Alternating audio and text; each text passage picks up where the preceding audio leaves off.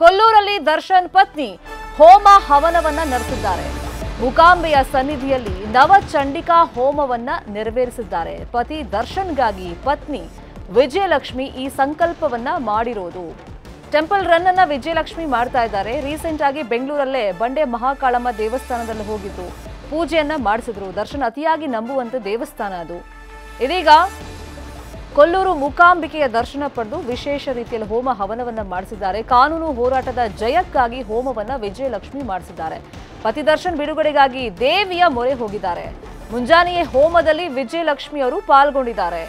ಕೊಲ್ಲೂರು ನರಸಿಂಹ ಅಡಿಗ ನೇತೃತ್ವದಲ್ಲಿ ಚಂಡಿಕಾ ಯಾಗವನ್ನ ನಡೆಸಲಾಗ್ತಾ ಇದೆ. ಚಂಡಿಕಾ ಯಾಗಕ್ಕೆ ಸಂಕಲ್ಪವನ್ನ ಮಾಡಿಸಿದ್ದಾರೆ ಸುಬ್ರಹ್ಮಣ್ಯ ಅಡಿಗ. ಹೋಮ ಹವನ ಮಾಡಿಸೋಕ್ಕೂ ಮುಂಚೆ ಸಂಕಲ್ಪವನ್ನ ಮಾಡಬೇಕಲ್ಲ, ಆ ಸಂಕಲ್ಪವನ್ನ ಮಾಡಿ ಇದೀಗ ಹೋಮ ಹವನವನ್ನ ನಡೆಸಲಾಗ್ತಾ ಇದೆ. ನವಚಂಡಿಕಾ ಹೋಮವನ್ನ ಮೂಕಾಂಬಿಕೆ ಸನ್ನಿಧಿಯಲ್ಲಿ ಪತಿ ದರ್ಶನ್ಗೋಸ್ಕರ ಅವರ ಧರ್ಮಪತ್ನಿ ವಿಜಯಲಕ್ಷ್ಮಿ ಸಂಕಲ್ಪವನ್ನ ಮಾಡಿ ಈ ವಿಶೇಷ ಪೂಜೆಯನ್ನ ಅಲ್ಲಿ ನೆರವೇರಿಸ್ತಾ ಇದ್ದಾರೆ. ಈಗ ಕಾನೂನು ಹೋರಾಟದಲ್ಲಿ ಜಯ ಸಿಗಬೇಕು ಅಂತ ಹೇಳಿ ಹೋಮವನ್ನ ಮಾಡಿಸಲಾಗ್ತಾ ಇದೆ. ಅದರ ಮುಂಭಾಗವಾಗಿ ನಾವು ಗಮನಿಸ್ತಾ ಇದ್ದೀವಿ, ಸಂಕಲ್ಪವನ್ನ ಮಾಡಿಸಿದ್ದಾರೆ.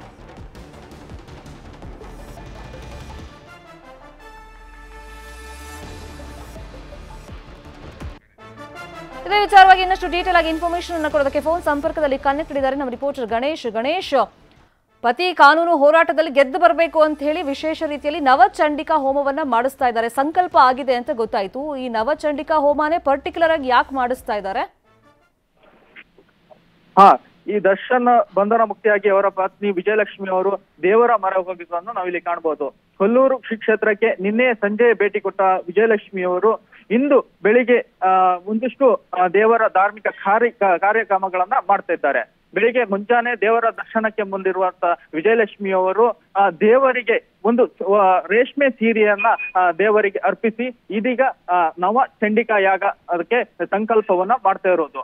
ಇದೀಗ ದೇವರದ ಪ್ರಾಂಗಣದಿಂದ ಹೊರಗೆ ಬಂದ ಜಯಲಕ್ಷ್ಮಿ ಅವರು ಚಂಡಿಕಾ ಯಾಗ ಮಾಡುವಂತ ಪ್ರಯೋಗಶಾಲೆಗೆ ಹೋಗಿದ್ದು ಅಲ್ಲಿ ಧಾರ್ಮಿಕ ಕಾರ್ಯಕ್ರಮಗಳು ನಡೆಯಲಿದೆ.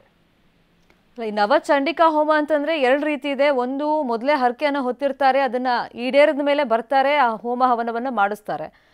ಮತ್ತೊಂದು ಇವಾಗ ಪತಿ ಜೈಲು ಪಾಲಾಗಿದ್ದಾರೆ ಅದಕ್ಕೋಸ್ಕರ ಮಾಡಿಸ್ತಿರೋದ, ಮುಂಚೆನೆ ಹರಕೆ ಹೊತ್ತಿದ ಅಥವಾ ಇವಾಗ ಪತಿಗೋಸ್ಕರ ಮಾಡಿಸ್ತಿರೋದ?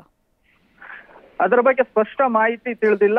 ಆದ್ರೆ ಚಂಡಿಕಾ ಹೋಮ ಅನ್ನುವಂಥದ್ದು ನಮಗೆ ಯಾವುದೇ ಸಮಸ್ಯೆಗಳು ಕಾಡ್ದಾಗ ಅಥವಾ ಸಮಸ್ಯೆಗಳನ್ನು ನಾವು ಮುಂಬರುವ ಸಮಸ್ಯೆಗಳನ್ನು ಎದುರಿಸಲಿಕ್ಕೋಸ್ಕರ ಚಂಡಿಕಾ ಹೋಮಗಳು ಶಕ್ತಿ ಪೀಠಗಳಲ್ಲಿ ಅಂದ್ರೆ ಮುಖ್ಯವಾದ ಶಕ್ತಿ ಪೀಠಗಳಲ್ಲಿ ನಡೆಸಲಾಗ್ತದೆ. ಅದರಂತೆ ಇಂದು ಹೌದು, ಶಕ್ತಿ ಪೀಠದಲ್ಲೇ ನವಚಂಡಿಕಾ ಹೋಮ ಮಾಡೋದು. ಎಷ್ಟು ಜನ ಋತ್ವಿಜರಿದಾರಲ್ಲಿ, ಅದು ವಿಶೇಷವಾಗಿರುತ್ತಲ್ಲ ನವಚಂಡಿಕಾ ಹೋಮದಲ್ಲಿ? ಹೌದು, ನಾಲ್ವರು ಅರ್ಚಕರು ಸೇರಿ ನವ ಚಂಡಿಕೆ ಯಾಗ ಅನ್ನೋದು ಯಾಗದಲ್ಲಿ ದೊಡ್ಡ ಯಾಗ ಆಗ್ತಿರೋದು. ಇದು ನಾಲ್ವರು ಪ್ರಧಾನ ಅರ್ಚಕರು ಹಾಗೂ ಸಹಾಯಕರನ್ನ ಸೇರಿಸಿಕೊಂಡು ನಡೆಸಲಾಗ್ತಿತ್ತು. ದೇವಸ್ಥಾನದ ಒಳ ಪ್ರಾಂಗಣದಲ್ಲಿರುವಂತ ಚಂಡಿಕಾ ಪ್ರಯೋಗಶಾಲೆ ಯಾಗಶಾಲೆ ಇದೆ, ಅಲ್ಲಿ ನಡೆಸಲಾಗ್ತಿದೆ. ಸುದೀರ್ಘವಾಗಿ ನಡೆಯುತ್ತಾ? ಪೂರ್ಣಾಹುತಿ ಯಾವಾಗ? ಅದ್ರ ಬಗ್ಗೆ ಇನ್ಫಾರ್ಮೇಶನ್ ಒಂದೇ ದಿವಸನ 2-3 ದಿವಸ ಮಾಡ್ತಾರಾ? ಇಲ್ಲ, ನಿನ್ನೆ ಸಂಜೆ ಏನು ವಿಜಯಲಕ್ಷ್ಮಿ ಅವರು ದೇವಸ್ಥಾನಕ್ಕೆ ಭೇಟಿ ಕೊಟ್ಟಿದ್ರು. ನಿನ್ನೆ ಪಾರಾಯಣ ಸಂಕಲ್ಪವನ್ನ ಸುಬ್ರಹ್ಮಣ್ಯ ಅಡಿಗ ಅವರು ನಡೆಸಿದ್ರು. ಇಂದು ಪೂರ್ಣಾವತಿ ನಡೀಲಿಕ್ಕಿದೆ. ನಿನ್ನೆ ಸಂಜೆ ಅವರು ದೇವಸ್ಥಾನಕ್ಕೆ ಭೇಟಿ ಕೊಟ್ಟಿದ್ದು. ಸಾಮಾನ್ಯರಂತೆ ದೇವಸ್ಥಾನಕ್ಕೆ ಪ್ರದಕ್ಷಿಣೆ ಹಾಕಿದ್ದು. ಆಮೇಲೆ ದೇವಸ್ಥಾನದಲ್ಲಿರುವಂತ ಏನು ಭೋಜನ ಶಾಲೆಯಲ್ಲಿ ಭೋಜನವನ್ನ ಸಾಮಾನ್ಯರಂತೆ ಮಾಡಿದ್ದು. ನಿನ್ನೆ ಎಲ್ಲ ಸಕಲ ಈ ಚಂಡಿಕಾಕ್ಕೆ ಮುಂಚಿತವಾಗಿ ನಡೆಯುತ್ತಿರುವ ಸಕಲ ಧಾರ್ಮಿಕ ಕಾರ್ಯಕ್ರಮ ನಡೆದಿದ್ದು. ಇಂದು ಬೆಳಿಗ್ಗೆ ನವ ಚಂಡಿಕಾ ಯಾಗದ ಪೂರ್ಣಾವತಿ ನಡೆಯಲಿಕ್ಕಿದೆ. ಫೈನ್, ಥ್ಯಾಂಕ್ ಯು ಗಣೇಶ್ ತಮ್ಮ ಇನ್ಫಾರ್ಮೇಶನ್ಗೆ. ಬೆಂಗಳೂರಿನಲ್ಲಿ ಚಿತ್ರದುರ್ಗದ ರೇಣುಕಾಸ್ವಾಮಿ ಹತ್ಯೆ ಹಿನ್ನೆಲೆ ನಟ ವಿನೋದ್ ರಾಜ್ ರೇಣುಕಾಸ್ವಾಮಿ ನಿವಾಸಕ್ಕೆ ಭೇಟಿ ಕೊಡಲಿದ್ದಾರೆ. ಚಿತ್ರರಂಗದ ಕೆಲ ನಿರ್ದೇಶಕರ ಜೊತೆ ಬೆಳಗ್ಗೆ 10:30ಕ್ಕೆ ಚಿತ್ರದುರ್ಗಕ್ಕೆ ಆಗಮಿಸಿ ವಿಆರ್ಎಸ್ ಬಡಾವಣೆಯಲ್ಲಿರುವಂತಹ ಸ್ವಾಮಿ ಮನೆಗೆ ಭೇಟಿಯನ್ನು ಕೊಡಲಿದ್ದಾರೆ. ಇದೇ ವೇಳೆ ಸ್ವಾಮಿ ತಂದೆ ತಾಯಿ ಪತ್ನಿ ಪೋಷಕರಿಗೆ ಆತ್ಮಸ್ಥೈರ್ಯವನ್ನು ತುಂಬಿ ಸಾಂತ್ವನವನ್ನು ಹೇಳ್ತಾರೆ. ಇನ್ನು ಸ್ವಾಮಿ ಕುಟುಂಬಕ್ಕೆ ಆರ್ಥಿಕ ಸಹಾಯ ನೀಡುವಂತಹ ಸಾಧ್ಯತೆ ಕೂಡ ಇದೆ. ಮೊನ್ನೆಯಷ್ಟೇ ದರ್ಶನ್ ಅವರನ್ನ ಜೈಲಿನಲ್ಲಿ ಭೇಟಿ ಮಾಡಿ ವಿನೋದ್ ರಾಜ್ ಮಾತುಕತೆಯನ್ನು ನಡೆಸಿದ್ರು. ಕಾರ್ಗಿಲ್ ಯುದ್ಧದಲ್ಲಿ ಹುತಾತ್ಮರಾದ ಯೋಧರಿಗೆ ಶ್ರದ್ಧಾಂಜಲಿ ಸಲ್ಲಿಸಲು ಪ್ರಧಾನಿ ನರೇಂದ್ರ ಮೋದಿ ಇವತ್ತು ಕಾರ್ಗಿಲ್ಗೆ ಭೇಟಿ ನೀಡಲಿದ್ದಾರೆ. ಮೋದಿ ಭೇಟಿ ಹಿನ್ನೆಲೆ ಕಾಶ್ಮೀರ ಕಣಿವೆಯಲ್ಲಿ ಭಾರೀ ಭದ್ರತೆಯನ್ನು ಕೈಗೊಳ್ಳಲಾಗಿದೆ. ಬೆಳಗ್ಗೆ 9:20ಕ್ಕೆ ಕಾರ್ಗಿಲ್ ಯುದ್ಧ ಸ್ಮಾರಕಕ್ಕೆ ಭೇಟಿ ನೀಡಲಿರುವ ಪ್ರಧಾನಿ ನರೇಂದ್ರ ಮೋದಿ ಕಾರ್ಗಿಲ್ ಯುದ್ಧದಲ್ಲಿ ಹುತಾತ್ಮರಾದ ವೀರ ಯೋಧರಿಗೆ ಶ್ರದ್ಧಾಂಜಲಿಯನ್ನು ಸಲ್ಲಿಸಲಿದ್ದಾರೆ. ಅದಕ್ಕೂ ಮುನ್ನ ವಿಶೇಷ ವಿಮಾನದ ಮೂಲಕ ಬೆಳಗ್ಗೆ ಶ್ರೀನಗರಕ್ಕೆ ಆಗಮಿಸಲಿರುವಂತಹ ಮೋದಿ ನಂತರ ಹೆಲಿಕಾಪ್ಟರ್ ಮೂಲಕ ಕಾರ್ಗಿಲ್ ಜಿಲ್ಲೆಯ ದ್ರಾಸ್ಗೆ ತೆರಳುತ್ತಾರೆ. ಅಲ್ಲಿ ಕಾರ್ಗಿಲ್ ಯುದ್ಧದಲ್ಲಿ ಮಡಿದ ಹುತಾತ್ಮ ಯೋಧರಿಗೆ ಗೌರವ ಸಲ್ಲಿಸಲಿದ್ದಾರೆ.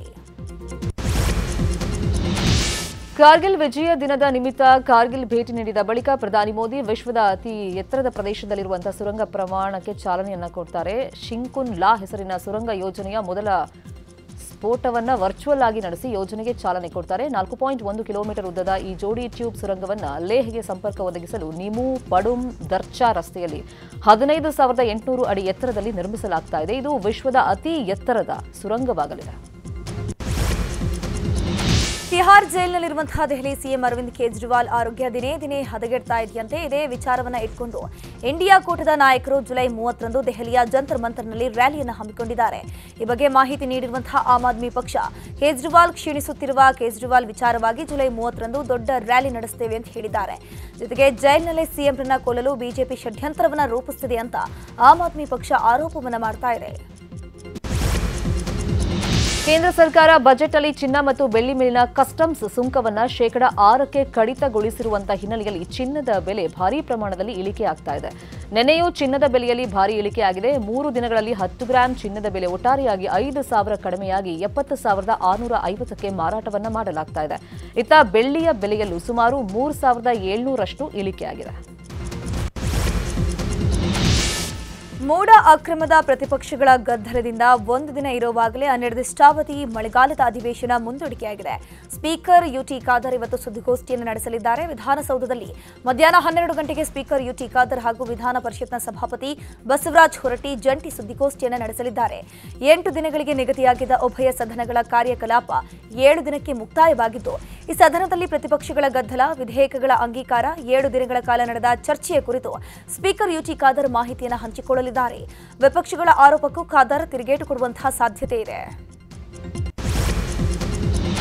ಮೂಡ ವಾಲ್ಮೀಕಿ ಹಗರಣದ ಗದ್ದಲದ ನಡುವೆ ಇವತ್ತು ಸಿಎಂ ಸಿದ್ದರಾಮಯ್ಯ ತುರ್ತು ಸಚಿವ ಸಂಪುಟ ಸಭೆಯನ್ನು ಕರೆದಿದ್ದಾರೆ. ಮಧ್ಯಾಹ್ನ 12 ಗಂಟೆಗೆ ಸಂಪುಟ ಸಭೆ ನಡೆಯಲಿದೆ.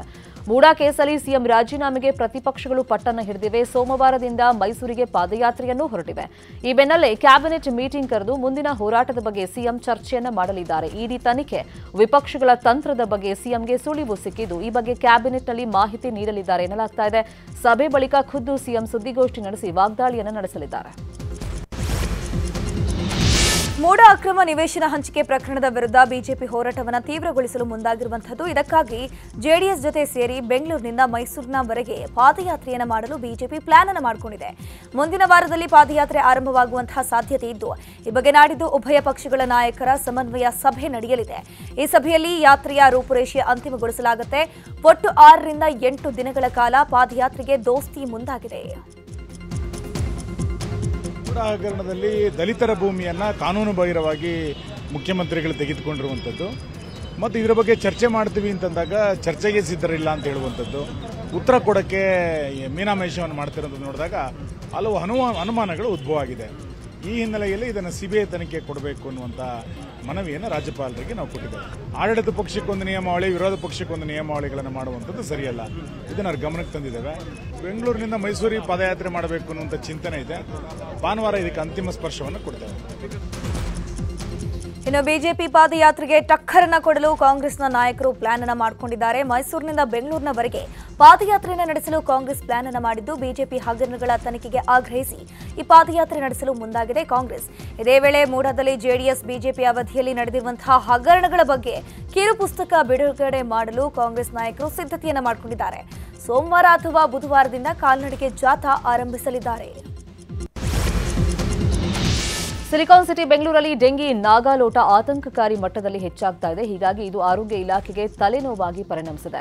ನಿನ್ನೆಯಷ್ಟೇ ಆರೋಗ್ಯ ಇಲಾಖೆ ಅಧಿಕಾರಿಗಳ ಜೊತೆ ಸಭೆ ನಡೆಸಿ ಡೆಂಗಿ ಕಂಟ್ರೋಲ್ಗೆ ನಿರ್ದೇಶನ ಕೊಟ್ಟಿದ್ದ ಆರೋಗ್ಯ ಸಚಿವ ದಿನೇಶ್ ಗುಂಡೂರಾವ್ ಇವತ್ತು ಖುದ್ದು ತಾವೇ ಫೀಲ್ಡ್ಗೆ ಇಳಿಯಲಿದ್ದಾರೆ. ಇವತ್ತು ಡೆಂಗಿ ಹಾಟ್ಸ್ಪಾಟ್ಗಳಿಗೆ ಸಚಿವ ದಿನೇಶ್ ಗುಂಡೂರಾವ್ ಭೇಟಿ ನೀಡಿ ಪರಿಶೀಲನೆಯನ್ನು ನಡೆಸಲಿದ್ದಾರೆ. ನೆರೆಯ ರಾಜ್ಯ ಕೇರಳದಲ್ಲಿ ನಿಫಾ ವೈರಸ್ ಅಟ್ಟಹಾಸ ಬೆನ್ನಲ್ಲೇ ರಾಜ್ಯದಲ್ಲೂ ಟೆನ್ಷನ್ ಶುರುವಾಗಿದೆ. ಹೀಗಾಗಿ ರಾಜ್ಯ ಆರೋಗ್ಯ ಇಲಾಖೆ ಕರ್ನಾಟಕಕ್ಕೆ ನಿಫಾ ಅಲರ್ಟ್ ಅನ್ನು ಕೊಟ್ಟಿದ್ದು ಮುನ್ನೆಚ್ಚರಿಕೆಯ ಕ್ರಮ ವಹಿಸುವಂತೆ ಸುತ್ತೋಲೆಯನ್ನು ಹೊರಡಿಸಿದೆ. ನಿಫಾ ಸುರಕ್ಷಿತ ಅಂತ ಘೋಷಿಸುವವರೆಗೂ ಕೇರಳದ ಮಲ್ಲಪ್ಪುರಂ ಜಿಲ್ಲೆಗೆ ಹೋಗಬೇಡಿ, ತೀರಾ ಅಗತ್ಯವಿದ್ದಲ್ಲಿ ಮಾತ್ರ ಸಂಚಾರವನ್ನ ಮಾಡಿ, ಇಲ್ಲವಾದಲ್ಲಿ ಸಂಚಾರವನ್ನೇ ರದ್ದು ಮಾಡಿ ಅಂತ ಸಾರ್ವಜನಿಕರಿಗೆ ಆರೋಗ್ಯ ಇಲಾಖೆ ಸೂಚನೆಯನ್ನು ಕೊಟ್ಟಿದೆ.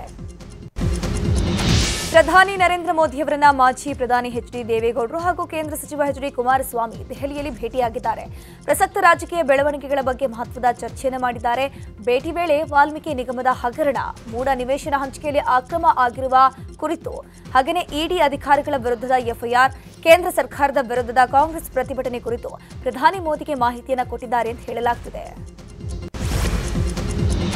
ಉತ್ತರ ಕನ್ನಡದ ಶಿರೂರು ಗುಡ್ಡ ಕುಸಿತದ ಕಾರ್ಯಾಚರಣೆ ದಿನೇ ದಿನೇ ಸವಾಲಾಗ್ತಾ ಇದೆ. ದೆಹಲಿಯಿಂದ ಬಂದ ತಂಡದಿಂದ ಅಂಡರ್ಗ್ರೌಂಡ್ ಡಿಟೆಕ್ಟ್ ಡ್ರೋನ್ ಮೂಲಕ ಕಾರ್ಯಾಚರಣೆ ನಡೆಸಿ 3 ಸ್ಪಾಟ್ಗಳನ್ನು ಪತ್ತೆ ಮಾಡಲಾಗಿದೆ. ನದಿಯಲ್ಲಿ ಕೊಚ್ಚಿ ಹೋಗಿದ್ದರ ಪೈಕಿ railing, tower, lorry, tanker, cabin ಸಿಗಬೇಕಾಗಿತ್ತು. ಆದರೆ ಡ್ರೋನ್ನಲ್ಲಿ 3 ಸ್ಪಾಟ್ಗಳು ಪತ್ತೆಯಾಗಿದ್ದು, ಇದರಲ್ಲಿ ಅರ್ಜುನ್ ಲಾರಿ ಯಾವುದು ಅನ್ನೋದರ ಪತ್ತೆನೇ ಸವಾಲಾಗ್ಬಿಟ್ಟಿದೆ.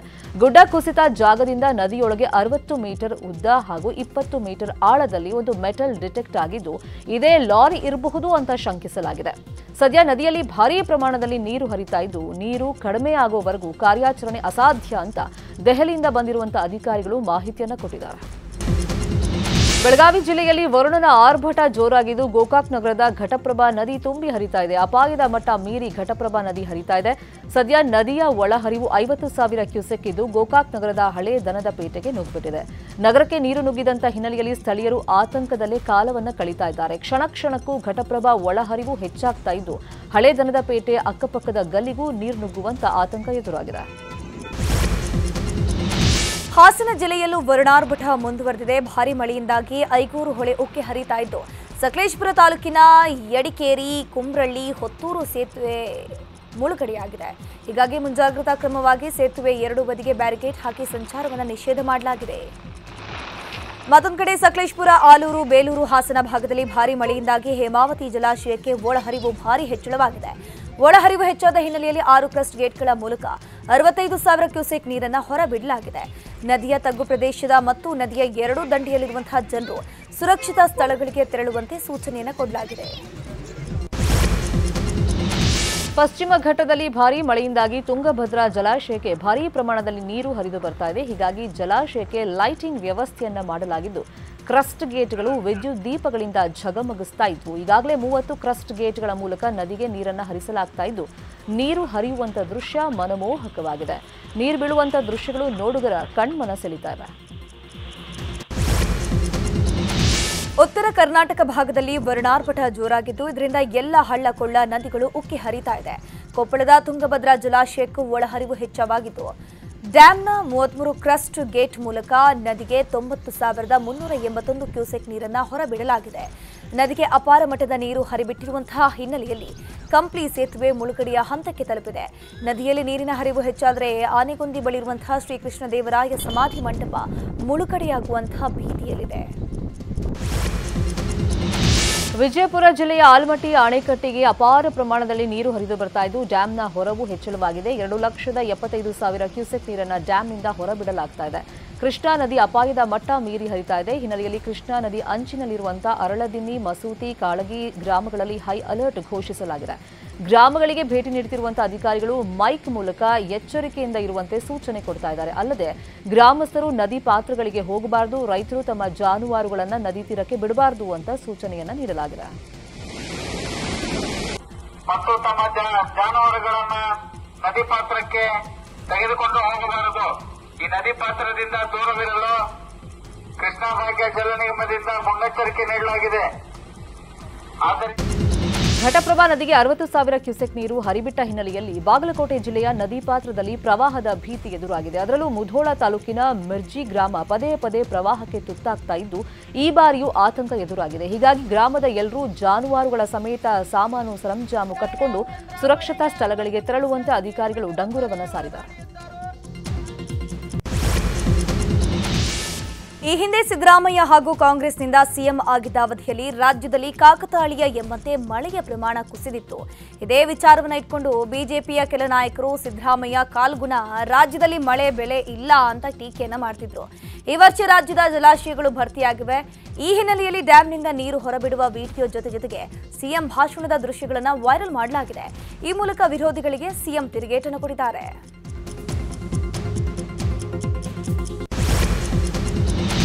ಕೇರಳದ ವಯನಾಡು ಭಾಗದಲ್ಲಿ ಭಾರೀ ಮಳೆಯಿಂದ ಕಬಿನಿ ಜಲಾಶಯ ಭರ್ತಿಯಾಗಿದೆ. ಹೀಗಾಗಿ ಜುಲೈ 29ರಂದು ಕಬಿನಿ ಜಲಾಶಯಕ್ಕೆ ಸಿಎಂ ಸಿದ್ದರಾಮಯ್ಯ ಬಾಗಿನವನ್ನ ಅರ್ಪಣೆ ಮಾಡಲಿದ್ದಾರೆ. ಅವತ್ತು ಮಧ್ಯಾಹ್ನ 3 ಗಂಟೆಗೆ ಎಚ್ಡಿ ಕೋಟೆ ತಾಲೂಕಿನ ಬೀಚನಹಳ್ಳಿಯಲ್ಲಿರುವಂತಹ ಕಬಿನಿ ಜಲಾಶಯಕ್ಕೆ ತೆರಳಿ ಬಾಗಿನ ಅರ್ಪಣೆಯನ್ನ ಮಾಡಲಿದ್ದಾರೆ. ವಾಡಿಕೆಯಂತೆ ರಾಜ್ಯದಲ್ಲಿ ಮೊದಲು ತುಂಬುವಂತಹ ಜಲಾಶಯ ಇದಾಗಿದೆ. ಕೆನಡಾ ಸಂಸತ್ ಸದಸ್ಯರಾಗಿರುವಂತಹ ಕರ್ನಾಟಕ ಮೂಲದ ಚಂದ್ರ ಆರ್ಯಗೆ ಖಲಿಸ್ತಾನಿ ಉಗ್ರ ಗುರು ಪತ್ವಂತ್ ಸಿಂಗ್ ಪನ್ನು ಬೆದರಿಕೆಯನ್ನು ಹಾಕಿದ್ದಾನೆ. ಚಂದ್ರ ಆರ್ಯ ಮತ್ತು ಅವರ ಬೆಂಬಲಿಗರು ಈ ಕೂಡಲೇ ಭಾರತಕ್ಕೆ ವಾಪಸ್ ಹೋಗಬೇಕು ಅಂತ ಪನ್ನು ಎಚ್ಚರಿಕೆಯನ್ನು ಕೊಟ್ಟಿದ್ದಾನೆ. ಪ್ರತ್ಯೇಕ ಖಲಿಸ್ತಾನದ ಜನ ಮತಾಭಿಪ್ರಾಯ ಸಂಗ್ರಹಣೆಯು ಜುಲೈ 28ರಂದು ಕೆನಡಾದ ಕಲ್ಗೇರಿಯಾದಲ್ಲಿ ನಡೆಯಲಿದೆ ಅಂತ ಖಲಿಸ್ತಾನಿ ಉಗ್ರ ಹೇಳಿಕೊಂಡಿದ್ದಾನೆ. ರಾಜಮೌಳಿ ಮಹೇಶ್ ಸಿನಿಮಾಗೆ ಸಿಕ್ಕಾಪಟ್ಟೆ ಎಕ್ಸ್ಪೆಕ್ಟೇಷನ್ ಕ್ರಿಯೇಟ್ ಆಗಿದೆ. ಈ ಸಿನಿಮಾ ಯಾವಾಗ ಶುರು ಅಂತ ಇಡೀ ಸೌತ್ ಸಿನಿ ದುನಿಯಾ ಕಾಯ್ತಾ ಇದೆ. ಹೀಗಿರುವಾಗಲೇ ಈ ಚಿತ್ರದ ಬಗ್ಗೆ ಎಕ್ಸೈಟಿಂಗ್ ಅಪ್ಡೇಟ್ಸ್ ಒಂದು ಕೇಳಿ ಬರ್ತಾ ಇದೆ. ಬಹು ನಿರೀಕ್ಷಿತ ಈ ಚಿತ್ರಕ್ಕೆ ಗೋಲ್ಡ್ ಎಂಬ ಟೈಟಲ್ ಇಡಲಾಗುತ್ತೆ ಅಂತ ಚರ್ಚೆ ನಡೀತಾ ಇದೆ.